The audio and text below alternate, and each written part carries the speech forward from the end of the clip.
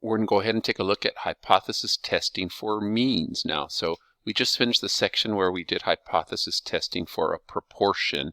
And so the difference is going to be similar to what we did in confidence intervals, where now instead of using a Z test statistic, right, or a Z critical, which we did in proportions for confidence intervals, we're going to use a T test statistic. And so we'll see we have we'll also have that conversation about what does that look like for us, right?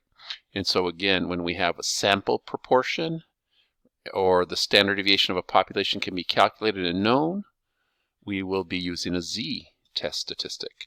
If you have a population mean, right, to estimate the population mean, we have a sample mean, and then when we don't know the standard deviation for the population, right, which is almost always unknown, we use the T, okay, a T test statistic.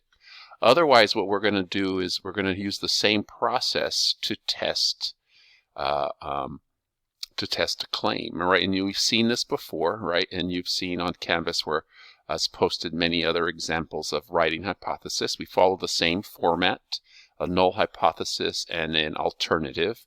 The null always includes an inequality.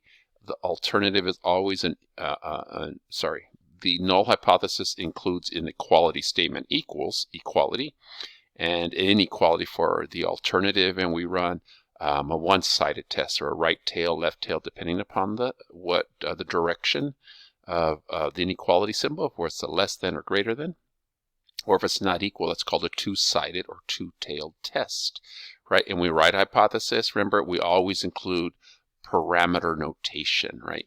And so again, showing you some samples again. Remember, there's only 6 options, at least what we're studying in these sections, of a hypothesis test for us, the writing of it, right? The null and the alternative. And you had these examples to give you, again, idea of what you're doing. So we write these prior to us, the step 1, right, of a hypothesis test. And so here's our first example for a mean. And so you have the given situation here. Notice your null and alternative. Again, test the claim that the mean number of service at retirement is 25 years. And so the idea is that we're estimating that 25 years is the parameter, and then the alternative is everything else here, right? Something that's not equal to 25. Here's another one. Test the claim that is a true mean, right? Is there evidence to say that the true mean is below 30 minutes? And so there's below 30 minutes. In blue here, here's 30 and below. The alternative, right, to, even though that's the alternative one, because it always has an inequality, right, again, remember they're complementary relationships. The null hypothesis is equal.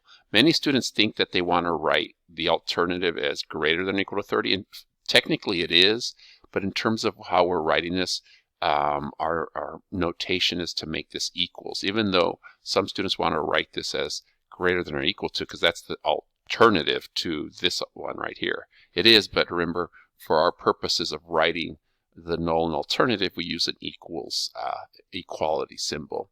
And so just like the other test, we do a Z statistic. Here we're going to calculate a T statistic.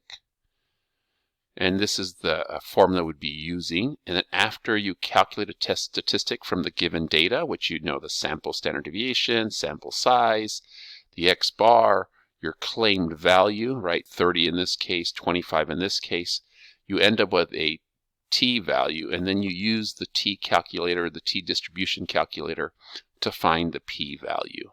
And once you do that, then we make a decision, right? The smaller the P, the more convincing our evidence is that our null hypothesis is false. That's where we would reject the null hypothesis, right, if the P value is less than our significance level, the alpha level.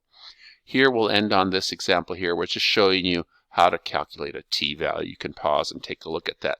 But again, it just comes from the evidence, our sample data, or the statistics goes into this here from a null hypothesis, right? You get that data. So that's what we're going to do as we go ahead and do our first example of a null hypothesis test for means.